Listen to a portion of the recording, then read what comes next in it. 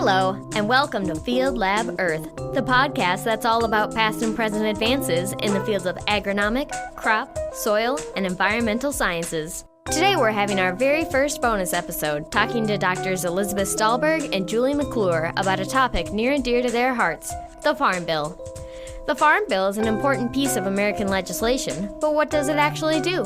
How does it get passed? Where did it come from, and where are we with the Farm Bill today? Answers to all these and more coming right up. I'm your host, Abby Morrison. Let's talk about policy. Hi, welcome to the show. How are you guys doing today? Doing great, thank you. Another blisteringly hot day in Washington, D.C. It's pretty hot here in Madison today as well, so glad we're on the same page with that. So I'm super excited to get to talk to you guys today. This is my first time actually recording people that I work with, even though I haven't met you face-to-face yet. Hopefully that'll happen someday. But why don't we just start, and you guys can tell me a little bit about yourselves. Sure. Yeah, my name is Elizabeth Stulberg. I've only been working in the policy office for about a year and a half now. I have a PhD in molecular biology, and I did a fellowship on the Hill, so I worked in a congressional office for a year. I had a couple fellowships around Washington, D.C., in the Obama White House Office of Science and Technology Policy, at USDA's Office of the Chief Scientist, and I really love working in food and agriculture policy. And I'm Julie McClure. I have my PhD actually in biochemistry. I did a policy fellowship with the American Society for Biochemistry and Molecular Biology right after grad school. And then I've been here with Agronomy, Crop, and Soil Science Societies since fall of 2012. So almost 6 years, which has been excellent. I've really enjoyed my time here. Both Elizabeth and I work in the Science Policy Office, and we're really kind of liaisons between the scientific and policy communities here in Washington, D.C. And for those who aren't super familiar with our Science Policy Office, can you give me a high-level overview of what you guys do there? I feel like what we do really kind of splits into two or maybe even three categories. The first thing we do is communicate with our membership. So things that are happening in Washington, D.C., we like to keep our members just aware of what's going on. If there's a new appointment at USDA that's important or a new funding opportunity that comes out, we really like to get that information to our members.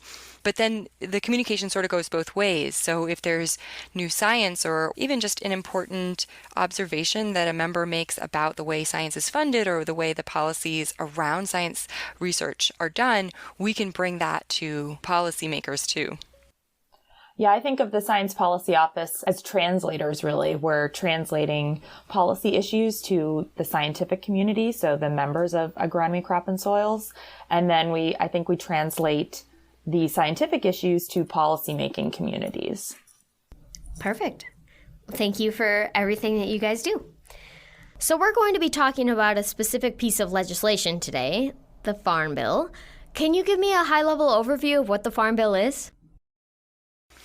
So the Farm Bill is one piece of legislation that governs a really broad swath of programs related to farming, related to conservation, related to rural areas, agriculture research, and food.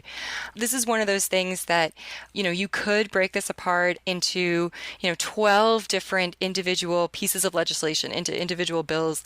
But historically, some of these things have been more difficult to pass than others, and you need sort of a broad compromise to pass, these types of, sometimes controversial ideas. So, for example, food stamps or SNAP, this is a really big program that feeds a lot of very poor people, but other people in government don't feel that it's important enough, or that the government shouldn't be in the business of doing these kinds of things. So you kind of tie that into programs that those people find important, and in many cases it's things like support for farmers or conservation programs or research. And how did the Farm Bill get started? When did this first come about? Well, it actually started as far back as 1933. So the very first Farm Bill, it happened right when farmers were going through a really tough time. There was the Depression, and really all of the advancements that hit farmers in the industrial age, from tractors to to gasoline, all of these things were contributing to increases in productivity. And so you had more and more and more food, and all these surpluses actually caused the prices to drop. And farmers were literally going out of business, just doing exactly what they were supposed to be doing. So the government stepped in and said, well, we don't want all our farmers to go out of business. So they ended up buying a lot of the excess surplus from the farmers, and the authority to do that came in the very first Farm Bill. Subsequently, there was also the Dust Bowl.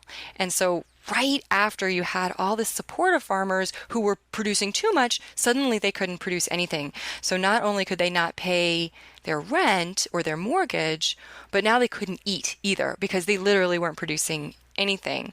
So a second Farm Bill came along that helped farmers to stay in business, and what they could produce, they could sell to the government at prices that were fair. And then the government could take that extra food and distribute it to people in need. And that kind of set up the very first big compromise that we see in modern farm bills, of both helping out the farmers on the one hand and using any excess food to feed hungry people on the other hand. That's super fascinating. I had no idea about kind of that surplus at the beginning. I mean, you think that time period, you mostly just think Dust Bowl. So that's amazing. I had no idea. So what did the Farm Bill look like back then? I know now it's quite a large piece of legislation, but what did it look like back then?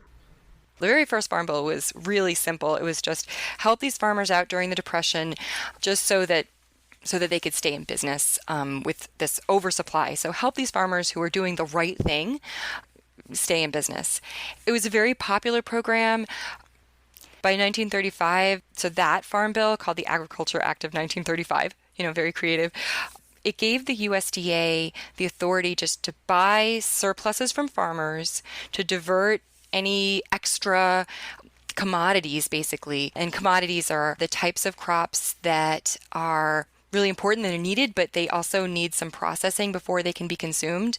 And then they are really stable. They're really shelf stable, so they're easy to store, easy to trade. So it wasn't like the government was in the business of buying, carrots and, cucumbers. They were just really buying the grains, the things that store really well. So they'd buy this surplus to get it out of the market so that it didn't affect prices so much. And then eventually the farmers could buy it back.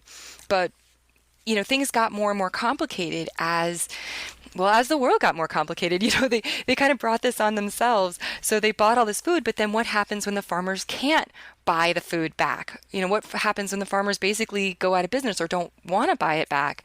Well, that's when USDA got the authority to distribute that food to, school lunch programs or families in need.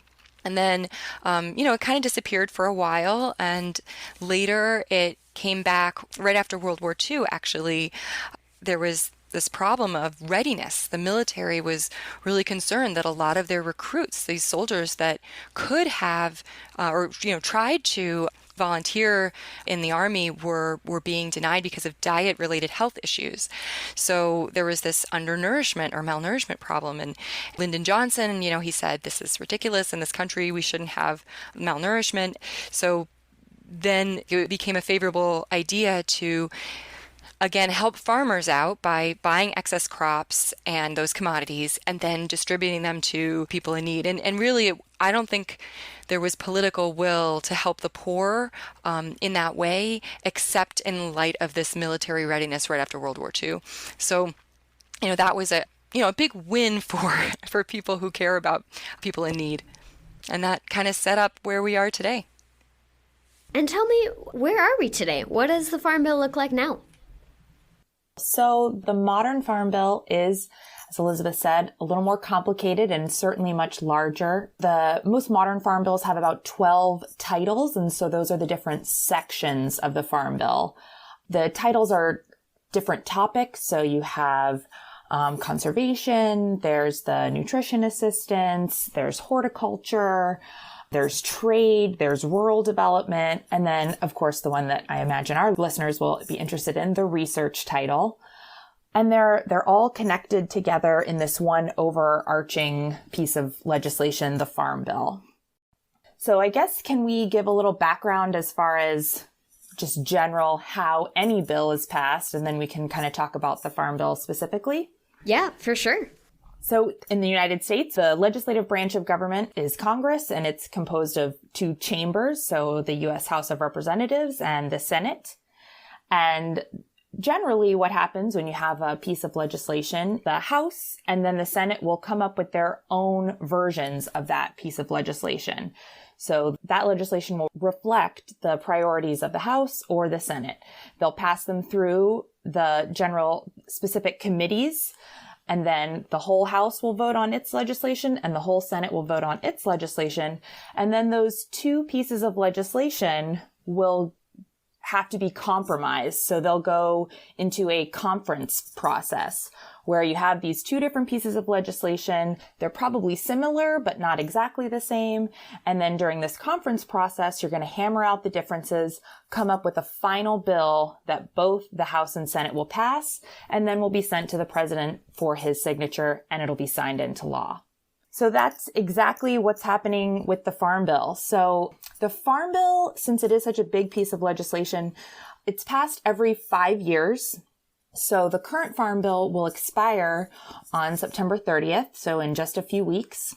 And about 2 years before the current Farm Bill expires, both the House and Senate will start having hearings. And hearings are where members of Congress can ask questions, they'll bring in witnesses, they'll want to understand a little bit more about what's working with certain programs, what could potentially be improved. So another thing that we want to talk about with the Farm Bill are the committees that will really have oversight over the Farm Bill. So as you might imagine, one of the committees is the Agriculture Committee, and there's a House Agriculture Committee and a Senate Agriculture Committee. And both agriculture committees are going to be holding hearings, like I said, bringing in witnesses and asking questions to try and understand how this legislation could be improved. So that's been going on for at least 18 months at this point. Committees can receive that information from the hearings. They also ask for input from various stakeholders. The Agronomy, Crop, and Soil Science Societies have submitted testimony. We've submitted letters based on the priorities of our membership. And all of that information is taken into account. The committees then start working on the different sections, the different titles of the farm bills, to try and put together their priorities. What do they think this new version of the Farm Bill will look like? What are the programs that they want to change? What are the things that they want to scale back, or new programs that they want to propose? And so really that's been going on since the beginning of the calendar year. So both the House and Senate have been putting forward their versions of the Farm Bill. And just in the past spring, both the House and the Senate were able to pass their versions of the Farm Bill. And now we're at the point where they have to hammer out the differences between these two bills. So we're in that conference period. And, we have a few weeks until September 30th to get those differences worked out, but there's still a lot of work to be done before this current Farm Bill expires. And there are two specific titles that your office works with the most. Can you tell me what they are and where they fit into the larger Farm Bill? Well, mainly we work with the research and extension title. And that's, it's funny, it's just really small compared to everything else in the Farm Bill. So the Farm Bill as a whole is close to $1 trillion worth of authorizations, but the research and extension title is just 1.3 billion of that, or at least that's where it was in 2014. So it's just this tiny, tiny piece of it. The lion's share of that 1 trillion is the $756 billion for the SNAP program for nutrition.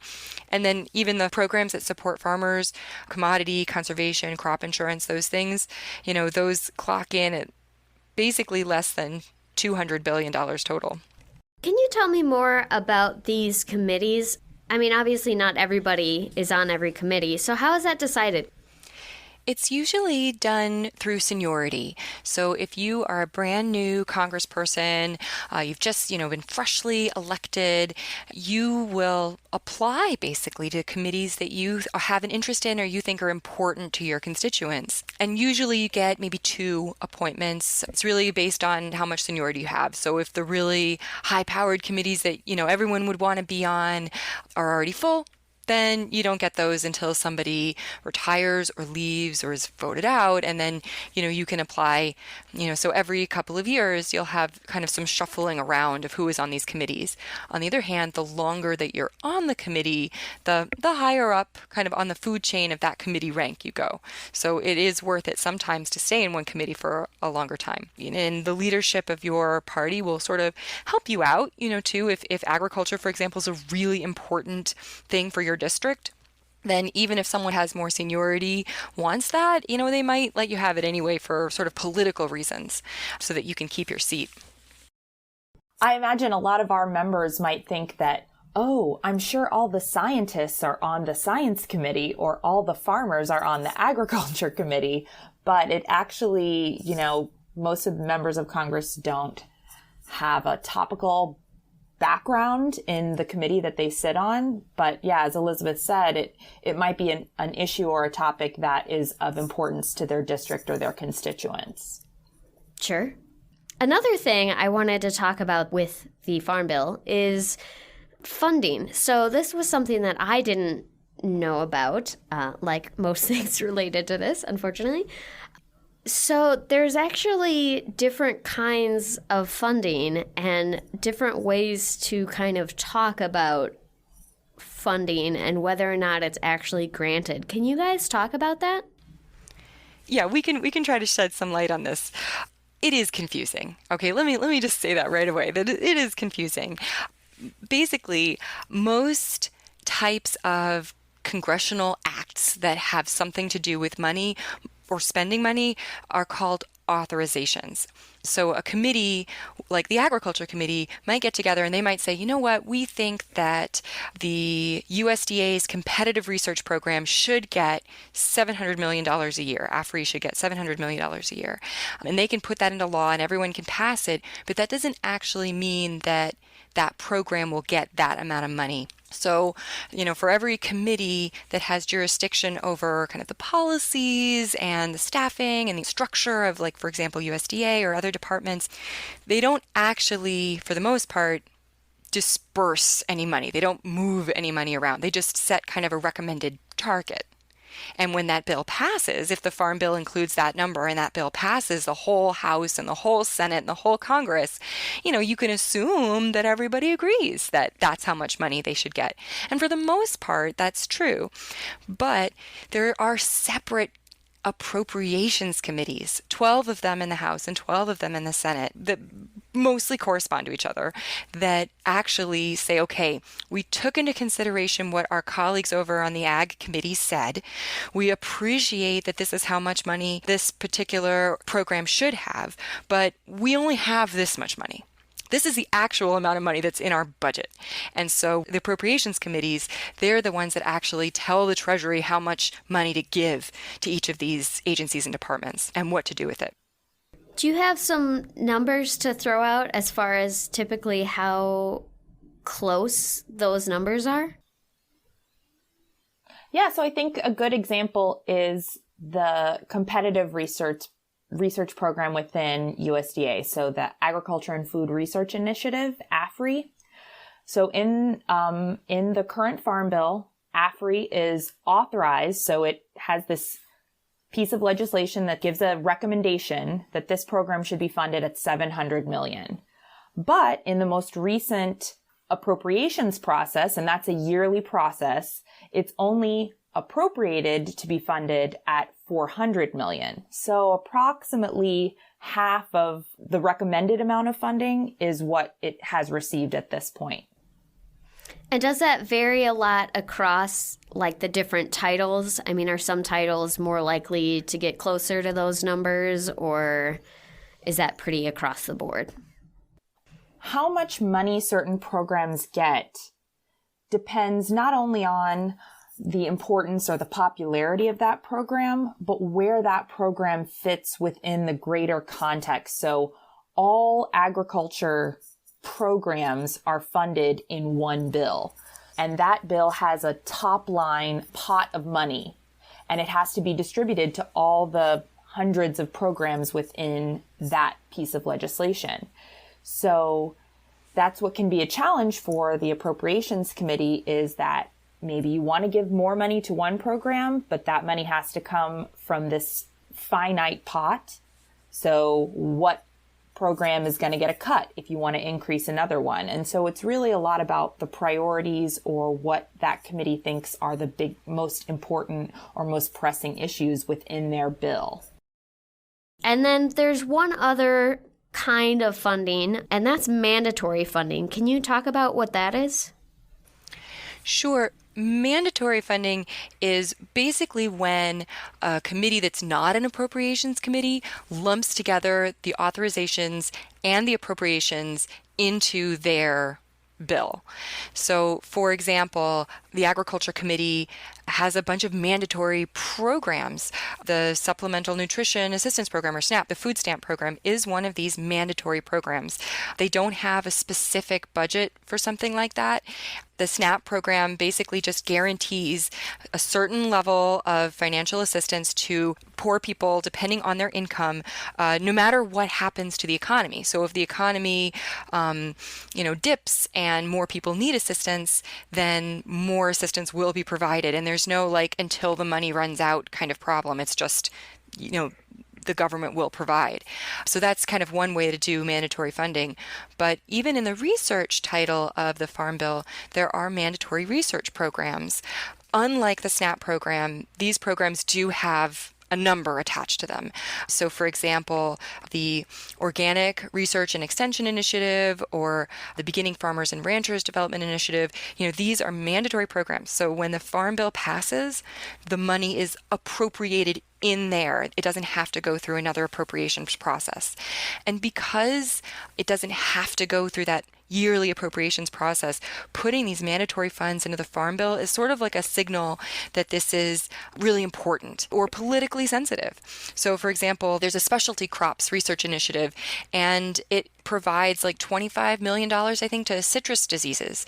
And right now, citrus greening disease, or Huanglongbing, or HLB, it's a really very important issue for Florida and Texas and California. And so having that guaranteed funding in there for this, really big threat to their industries is something that they don't want to see go through that yearly appropriation slog and risk losing. And so basically Congress is saying, no, we think that this is important enough that we're going to set aside this money sort of in advance. And how do they choose what is considered a mandatory item? Who's making that decision? Technically, it is the Agriculture Committee that decides what should be on that list. And it's both the Agriculture Committees in the House and in the Senate that have to, come together and agree on this. But in the end, both houses of Congress have to vote on these bills. And if there are enough people who feel strongly that those things should not be in there, strongly enough to actually vote against the whole package, that would be, a considerable setback. But they usually get a lot of their recommendations from that information gathering process. So the hearings that happen before the bills are developed, maybe they have a lot of stakeholders that come in or witnesses that give testimony during that time talking about the example that Elizabeth used, citrus greening, and really saying that this is an issue that needs to be addressed and asking the committee members to address it in the Farm Bill.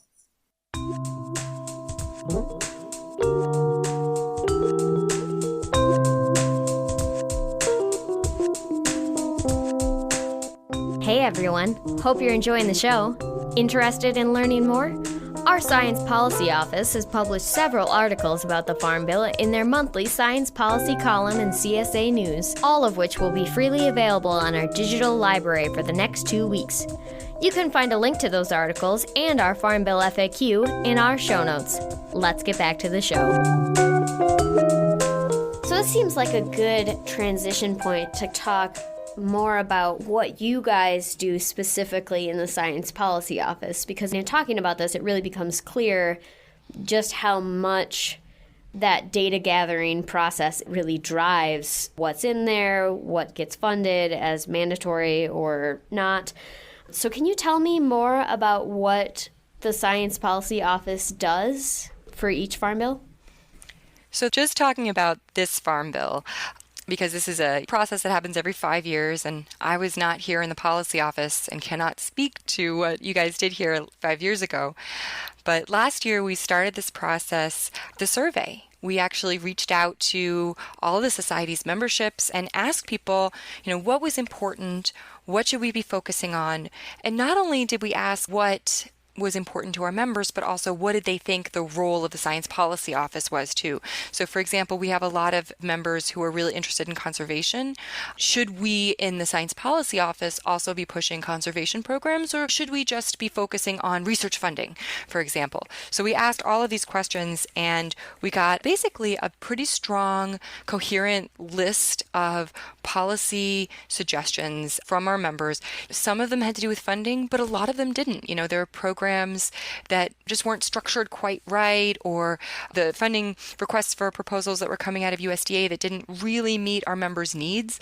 And those things might or could be addressed through changes in the Farm Bill language. So at that point, we go and meet with the Agriculture Committee staff in Congress and the House and the Senate side. We meet with staffs of the members of the Agriculture Committees, and we talk with them about what our membership has to say. And I think a lot of people who have not done this before or been to Congress are kind of intimidated by this. They think, they're not going to listen to me. They don't really care about what I care about. But the fact is that, when we go into those offices, these staffers, they're generally young people, maybe in their 20s or early 30s. They are incredibly intelligent. They really know their stuff, but they don't necessarily have a background in agriculture research, right? So a lot of them are political scientists, or, even maybe they grew up on a farm. There are people that have expertise in very important places, but they rely on organizations like ours to say, but this is what the scientists need. And they're hungry for that information. So we bring it to them, and they're really actually very appreciative of the kinds of suggestions that we make. And just as one example, one of the things that came out from our survey had to do with research equipment. So I think it was something like 80+% of our respondents to the survey actually put this as a very high priority, that there was just no easy place to get grants for research equipment.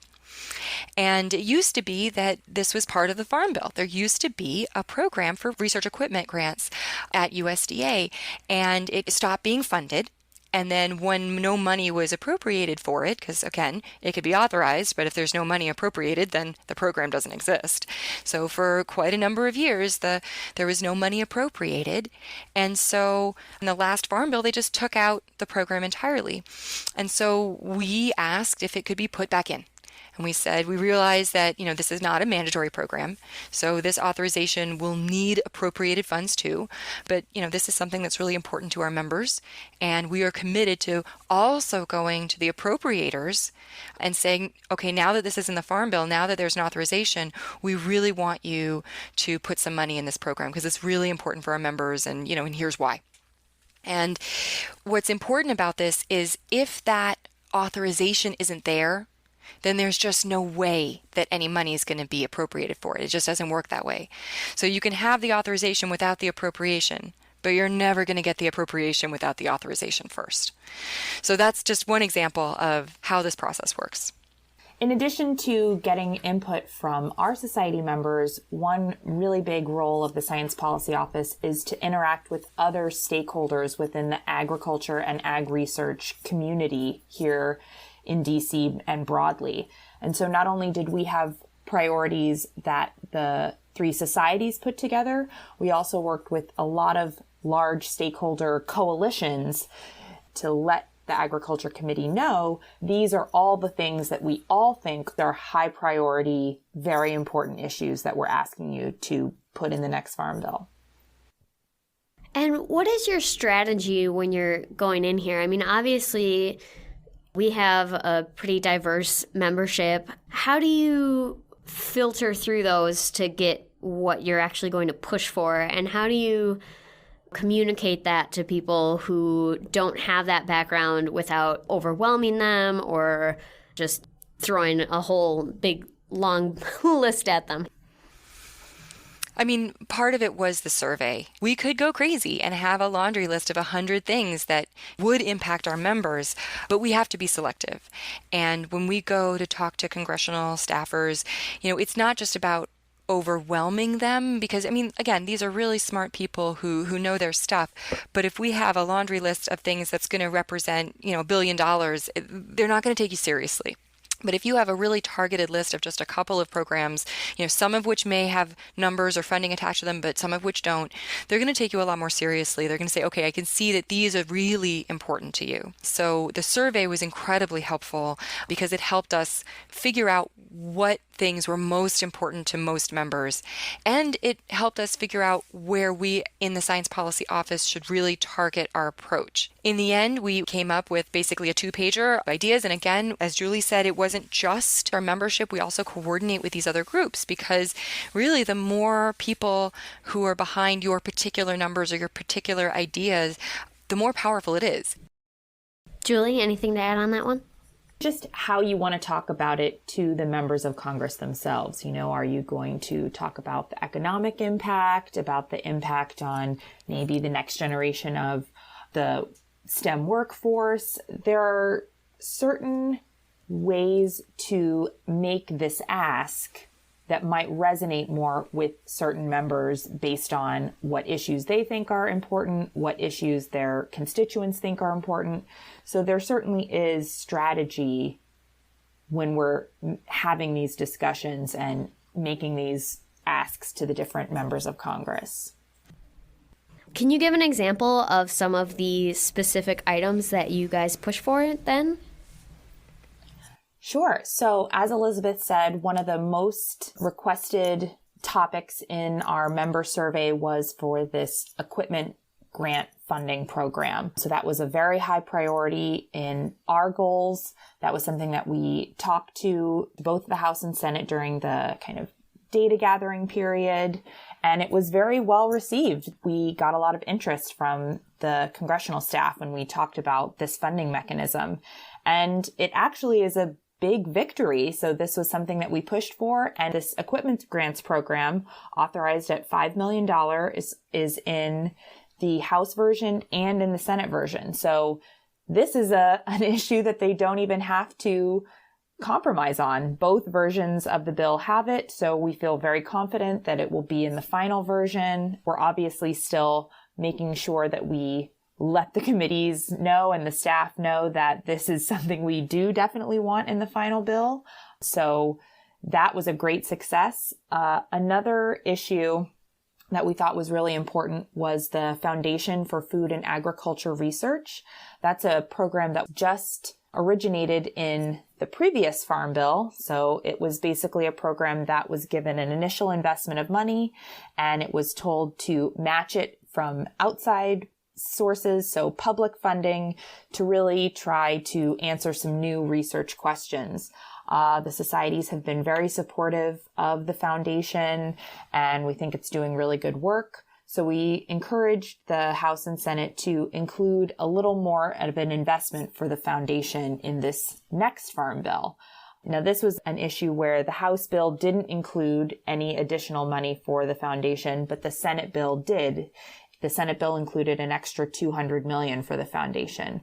So this is another instance where during this conference period where the differences are being worked out, we're going to make sure that we let committee members know and the congressional staff know that we really think that the Foundation for Food and Agriculture Research is a high priority. We want them to give this additional money so that it can continue working in the future. We've talked a little bit about where we are with the current Farm Bill, but what are some of the specific challenges that you see with this current Farm Bill? As I said already, we're very close to the finish line as far as we're working out the differences between the House and Senate bills. We are close to when the current Farm Bill expires, but unfortunately there are some really big differences in these two bills. And they're not differences in the research title. They're differences in other programs and other issues that are generally more political, more contentious, and where exactly those issues come out, that's going to be a big part of the success or failure of whether this bill gets passed before the deadline. But we're really hopeful. We've heard from everyone we meet with that both committees are really trying to get this done before the deadline. We would certainly encourage our membership to weigh in if they think that this is an important issue. There's still time left, and the biggest motivator is if members of Congress hear from constituents that this is an important issue, that I think can really go a long way in whether we get a farm bill passed before the deadline. So with these deadlines, it's to pass the farm bill, and you mentioned that certain programs are tied into that. So can you tell me what are some of the consequences if it does not pass in time? So the Farm Bill is set to expire on September 30th. What this means is that when it expires, if nothing is there to replace it, then all of the types of programs, crop insurance subsidies, price supports, all these things that farmers depend on when they plant crops go away. This is actually a really huge deal. I mean, this goes back to the 1930s. The farmers will be very upset if Congress is not able to just pass, a farm bill that includes these types of supports. And not to mention the SNAP program, of course, too. So this is not one of those cases where things will go on sort of as they are right now. This would be a real disaster for the economy, for the farm economy, for everything. There is a possibility that if Congress couldn't work out its differences and pass a farm bill, they might be able to have some kind of extension to just kind of keep things going sort of at those levels. While that might work for some things, it would still be very difficult for other things. For example, for research, does USDA grant any grants if it doesn't actually know how much money it's going to end up having in its pot to disperse? So, this is a really dangerous kind of path to walk down. So that's what would happen if we didn't pass a farm bill. But we do want to emphasize that there is a significant desire to get the farm bill passed. Both House and Senate have discussed that they really want to try and finish it before the deadline. So I think there is still certainly an opportunity and time for constituents, like the people listening, to weigh in and encourage members of Congress that this is an important issue and encourage them to finish the farm bill before the deadline. And going off of that, I've got 3 questions left for you. First of all, if people want to be more involved in this, what can people do, both as just the general public, as members of our societies? Can you talk about that? Well, the great thing about this country is that we're a government of the people. So there's always opportunities for citizens to weigh in. We really encourage our members, but certainly anyone, to reach out to their members of Congress and let them know that this is an issue that's important to you. I think we talked a little bit about that some people might be intimidated about this process, but if you Google whatever your zip code is, that you can find who your 2 senators and your representative are, and every single congressional website has, usually down at the bottom of the page, a contact me button where it lists phone numbers, it lists email. If you feel a little uncomfortable actually calling your member of Congress, you can just send an email. And something as simple as the Farm Bill focuses on programs that impact rural America, that impact anyone who uses our food system, and certainly researchers like me. I would encourage you to do everything you can and work with your colleagues to pass a farm bill before the deadline.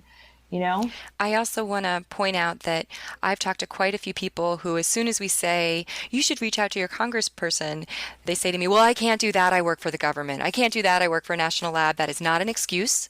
Any U.S. citizen is allowed to reach out to their congressperson and tell them what they think. There is no rule, there is no law, there is no ethical problem with that. Clearly, if you are, for example, a USDA employee, you can't say, as a USDA employee, I want you to do X, but you can say, as a citizen and as a constituent of yours, as a voter, I want you to do everything you can to pass a farm bill. I want you to consider agriculture research when you pass a farm bill. You can be as general, as specific as you like, but I just want to encourage everyone that there is no reason that you cannot reach out to your congressperson. And in fact, this misperception is so widespread that many scientists don't feel like it's their place to reach out, but it is absolutely your place and your duty, because if you're not doing it, nobody is. Right. And you guys also have, for people who are really interested in getting involved, some programs that the Science Policy Office offers. Can you tell me a little bit more about those? We do. We have several opportunities where society members can get involved. But probably the easiest is to sign up for our Legislative Action Network, or our LAN. Those are really the people who have identified that advocacy and policy issues are of interest to them. We send them quarterly newsletters. We send them what we call action alerts. So if there's an issue coming up that we really want to activate our members and ask them to reach out to their members of Congress, we send that out through an email list. We also have a new platform that we debuted at last year's annual meeting, where you can receive these action alerts on a text message. So where you would literally receive a text message, you could hit the link, send, and you would send an email off to your member of Congress right from your smartphone, which is really cool. And it's a new level of advocacy that I think we're exploring now as the societies, which we're really excited about. We are going to be launching an advocacy alert about the Farm Bill now that we know which members of Congress are serving on this conference committee.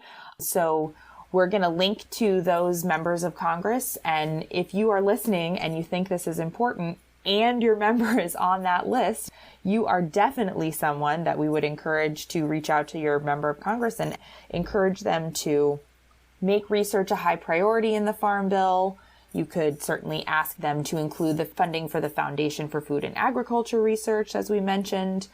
We have a section of the policy websites. So each society has a science policy section, and there's a big section on Farm Bill policy. So it lists where we are in the process. It has a great FAQ. And then we'll also be linking to our action alert within that section of the website as well. Do you have to be a member of our tri-societies to get any of those, or can people sign up if they're just a general member of the public? The LAN is the member benefit, but we would certainly encourage that if you think this is an issue that's important, that's one of the benefits of being a society member, is that you have this whole network of policy and advocacy opportunities that you have access to.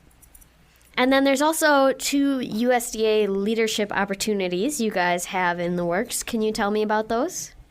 Yeah, we have 2 programs right now. One of them is exclusively for undergraduate members, and that's our NIFA Internship program. So it's any 3-month period, and anyone who's an undergraduate or within 2 semesters of graduating is eligible to apply. You can find that on the awards page. So, for example, agronomy.org/awards or crops.org/awards, etc. And the other program is a fellowship opportunity. So this is for members who already have a PhD. This is a program that you could work at NIFA either full-time if you wanted to, or as part of a sabbatical, for example, or you could just spend a couple of weeks every quarter going to Washington, D.C. and work with NIFA. So we have both of those opportunities open right now on our awards page. And yeah, we would encourage anyone who's interested in seeing how policy in D.C. works, seeing how NIFA programs work, to apply. And what does NIFA stand for? NIFA is the National Institute of Food and Agriculture, and it's the USDA's agency responsible for the competitive research grants. Perfect. So that was actually many more than 3 final questions, but moving on to the second of our quote-unquote 3. So we've talked about some of what members can do, but what about for people who are just part of the interested public? Where can they really dig in and learn more about these issues, the Farm Bill in general? What are some resources, or even for a researcher or a member, where can they learn more? Well, I'm just going to start by saying that when I first moved to Washington, D.C., I borrowed a book called Congress for Dummies, and it changed my life. So if you're interested in the process, and this is not just I'm just a bill sitting on Capitol Hill kind of process, but really the process of how it really works, how advocacy works. If you really want to get something done, how would you go about doing it? I found it incredibly useful. So in general, for any issue, I would strongly recommend just checking that out. And I would also encourage anyone, even if you're not a member, to check out the policy section of the 3 societies' websites.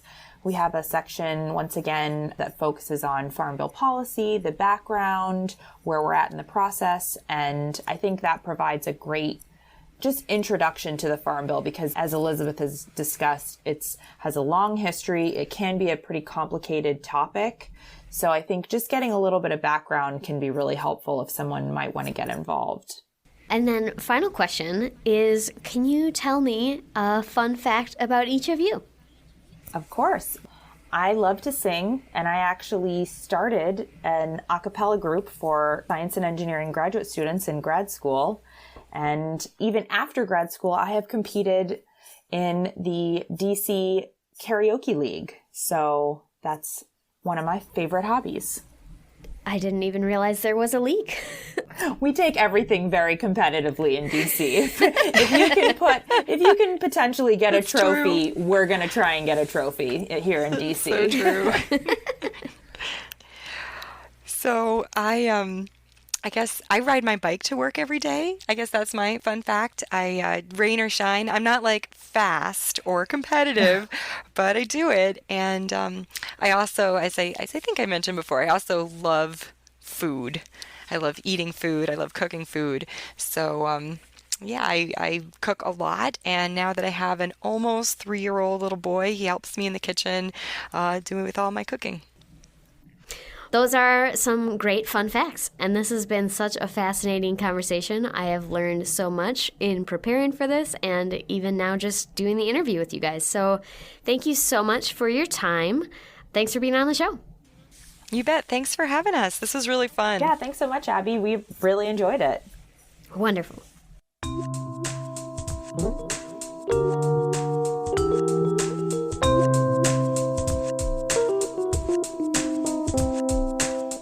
Thank you for listening to Field Lab Earth. You'll find a link to today's paper and other resources for this episode in our show notes or on our website. If you have any questions, comments, or recommendations for show topics, please contact us at podcast@sciencesocieties.org or on Twitter @FieldLabEarth. If you'd like to hear more content like this, please subscribe, and don't forget to rate and review us on iTunes or anywhere else you find your podcast if you like our show. This podcast is a joint production of the Tri-Societies, the American Society of Agronomy, Crop Science Society of America, and Soil Science Society of America. Special thanks to Lobo Loco for the use of their song Spook Castle on the intro and outro of our show. Opinions and conclusions expressed by authors are their own and are not considered as those of the American Society of Agronomy, Crop Science Society of America, Soil Science Society of America, its staff, its members, or its advertisers.